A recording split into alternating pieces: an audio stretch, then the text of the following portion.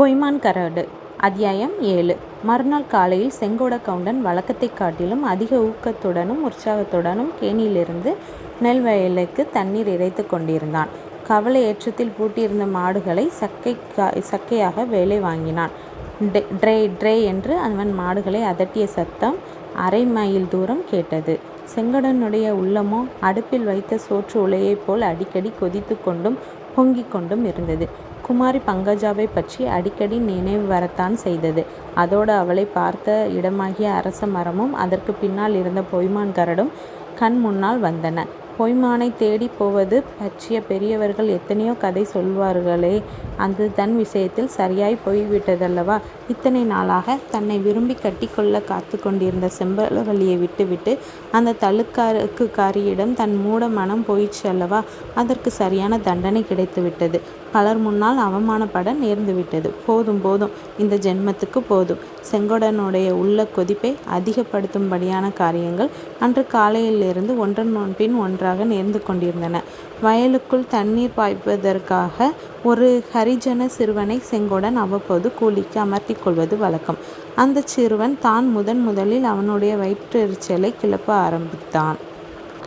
என்ன எஜமான், நேற்று சினிமா கொட்டகையிலே ஏதோ கலாட்டாவாமே என்று அந்த பையன் மேலே பேசுவதற்குள் செங்கோடன் அவனுடைய தலையில் பலமாக ஒரு கொட்டு கொட்டி, போடா படவா ராஸ்கோல், சினிமாவாம் கலாட்டாவாம், ஓடிப்போய் மடையை சரியாக வெட்டிவிடு. இங்கே வம்பு பேசி கொண்டு நின்றாயோ, மண்வெட்டியால் உன்னை ஒரே வெட்டாய் வெட்டி விடுவேன் என்றான். என்னாங்க இன்றைக்கு இவ்வளவு கோபம்? போலீஸ்காரன்கிட்ட பூசை வாங்கிக்கிட்டது நெசந்தான் போலிருக்கு என்று சொல்லி கொண்டே சின்னான் தன்னை அடிக்க வந்த செங்கோடனிடம் அகப்படாமல் ஓடி தப்பித்தான். பிறகு கிராமத்திலிருந்து ஒவ்வொருவராக வரங்கத் தொடங்கினார்கள்.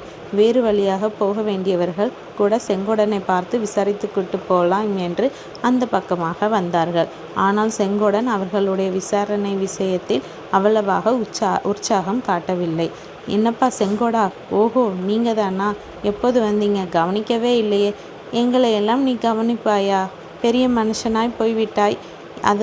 அதுதான் தெரிஞ்சிருக்கே, பின்ன எதற்காக வந்தீங்க? நேற்று ராத்திரி சினிமா கொட்டாயிலே ஏதோ கலாட்டா என்று சொன்னார்கள். அதை பற்றி கேட்கலாம் என்று வந்தேன். அதை பற்றி என்ன கேட்கலாம் என்று வந்தீங்க?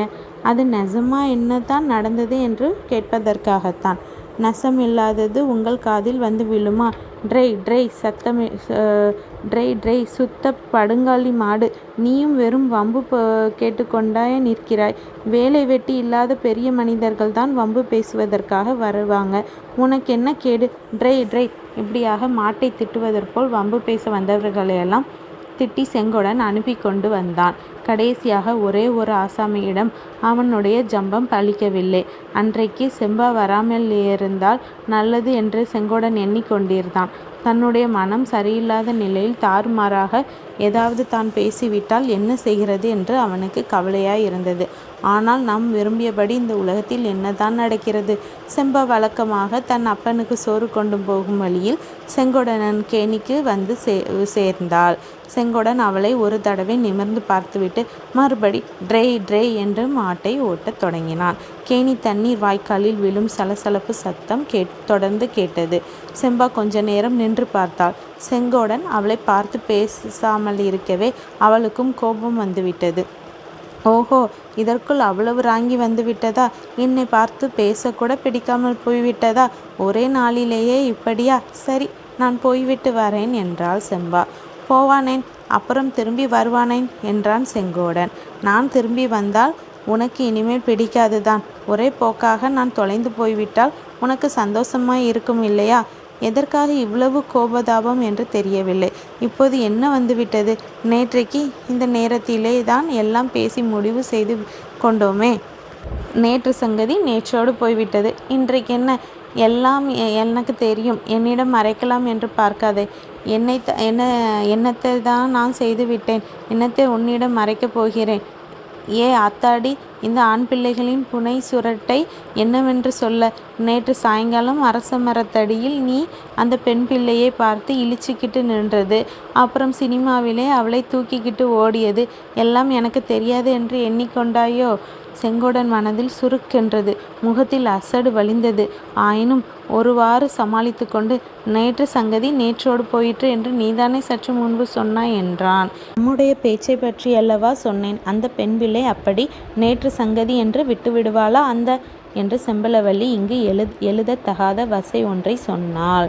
இதோ பார், என்னை நீ வேணுமானாலும் ஏசிக்கொள். என் முட்டாள்தனத்துக்கு வேண்டியதுதான் என்று ஒத்துக்கொள்கிறேன். ஆனால் அந்நிய பெண் பிள்ளையை பற்றி கண்ணா பின்னாவென்று பேசாதே, நாக்கு அழுகி போய்விடும் என்றான் செங்கோடன். என் நாக்கு எதற்காக அழுக வேண்டும்? பொய்யும் புனை சுருட்டும் சொல்லுகிறவர்கள் நாக்கு அழுகட்டும். அவள் அந்நிய பெண் பிள்ளையாயிருந்தால் இங்கே எதற்காக பட்ட பகலில் உன்னை தேடிக்கொண்டு வருகிறாள்? பட்டிக்காட்டு குடியானவன் வயலுக்கு தண்ணீர் இறைக்கும் இடத்தில் பட்டணத்து சீமாட்டிக்கு என்ன வேலை என்றாள் செம்பா. செம்பா, என்ன உளறுகிறாய்? பட்டணத்து சீமாட்டியாவது இங்கே வந்து என்னை தேடிக்கொண்டு வருவதாவது? எப்போது வந்தால் ஒரே புழுகாய் புழுகிறாயே. நான் புழுகினால் என் நாக்கு அழுகி போகட்டும், என் தலையில் இடி விழட்டும், மாரியாத்தா என்னை கொண்டு போகட்டும். நீ சொல்வது பொய்யாக இருந்தால், ஐயையோ, எதற்காக இப்படியெல்லாம் கோரமான சபதங்களை செய்கிறாய்? இங்கே இந்த மேட்டிலே ஏறி வந்து நீயே பார்த்துக்கொள், வருகிறாளா இல்லையா என்று. நான் இச்சமயம் வந்தது உனக்கு ஏன் பிடிக்கவில்லை என்று இப்போதல்லவா தெரிகிறது. பூசை வேளையில் கரடி புகுந்தது போல்தான் வந்துவிட்டேன். ஆனால் நான் வெக்கத்தையும் மானத்தையும் விட்டவள் அல்ல. யாராவது காலில் விழுந்து கேட்டுக்கொண்டாலும் இங்கே ஒரு நிமிடம் கூட நான் தாமதிக்க மாட்டேன். நீயும் உன் மோகனாங்கியும் கழுத்திலே கல்லை கட்டி கொண்டு கிணற்றிலே விழுந்தாலும் சரிதான். செம்பாவின் வார்த்தைகள் செங்கோடன் மனத்தில் ஒரு ஆசையையும் ஒரு நம்பிக்கையும் உண்டு பண்ணின. கொஞ்சம் பயமும் ஆவலும் கூட தோன்றின. கவலை மாடுகளை அப்படியே போட்டுவிட்டு கிணற்றங்கரை வாய்க்கால் மேட்டில் ஏறி பார்த்தான். செம்பா சொன்னது உண்மைதான். சற்று தூரத்தில் குமாரி பங்கஜா வந்து கொண்டிருந்தாள். ஆனால் தனியாக வரவில்லை. அவளுக்கு இருபுறத்திலும் 2 ஆண் பிள்ளைகள் வந்து கொண்டிருந்தார்கள். அவர்கள் சினிமா கொட்டகையில் செங்கோடன் அரைகுறையாக பார்த்த மனிதர்கள் என்றே தோன்றியது. செங்கோடன் முகத்தில் அவனை அறியாமல் ஒரு மலர்ச்சி, ஒரு புன்னகை தோன்றியது.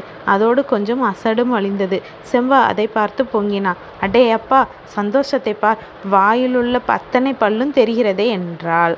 அவர்கள் வேறு எங்கேயாவது போகிறார்களோ என்னவோ, என்னை பார்க்கத்தான் வருகிறார்கள் என்று எதனால் சொல்கிறாய் என்றான் செங்கோடன். எல்லாம் எனக்கு தெரியும் கவுண்டா. பாம்பின் கால் பாம்பறியும். பின்ன எதற்காக அந்த அள்ளிராணி இங்கே காட்டிலும் மேட்டிலும் நடந்து வருகிறாள்? ஒன்று சொல்கிறேன், அதை மட்டும் மனதில் நன்றாக பதித்து வைத்துக்கொள். நன்றாய் தீட்டி கூறாக்கி ஒரு கத்தி வைத்திருக்கிறேன். சமயம் பார்த்திருக்கிறேன். அந்த கத்தியினால் குத்தி கொன்று விடப் போகிறேன். அப்படி செய்யாவிட்டால் என் பெயர் செம்பாவல்ல, என் பெயரை மாற்றி அலை. செம்பா, எதற்காக இந்த மாதிரி கொடுமையான வார்த்தைகளை சொல்கிறாய்? அந்த பெண் உன்னை என்ன செய்தாள்? நான் அப்படி என்ன செய்து விட்டேன்? அவள் என்ன செய்தாளோ, நீ என்ன செய்தாயோ, 2 பேரும் கோவலன் மாதவி நாடகம் நிஜமாகவே நடத்த பார்க்கிறீர்கள். ஆனால் கண்ணகியைப் போல் நான் பொறுத்து கொண்டிருக்க மாட்டேன். என்னுடைய பாட்டன் 9 பேரை கொலை செய்துவிட்டு எல்லா கொலைக்கும் ஒரே தூக்கு மேடைதானே என்று சொன்னவன் தெரியுமல்லவா? அவனுடைய இரத்தம் என் உடம்பிலும் ஓடுகிறது என்பதை நீ மனதில் வைத்துக்கொள். இப்படி சொல்லிவிட்டு செம்பா விடு என்று வேறு பக்கமாக நடந்து போனாள். குமாரி பங்கஜா மற்ற இருவரும் கேணியை நெருங்கி வந்து கொண்டிருந்தார்கள். செங்கோடன் கேணிக்கரையில் மடித்து வைத்திருந்த பட்டு சட்டையை அவசரமாக எடுத்து போட்டு கொண்டான்.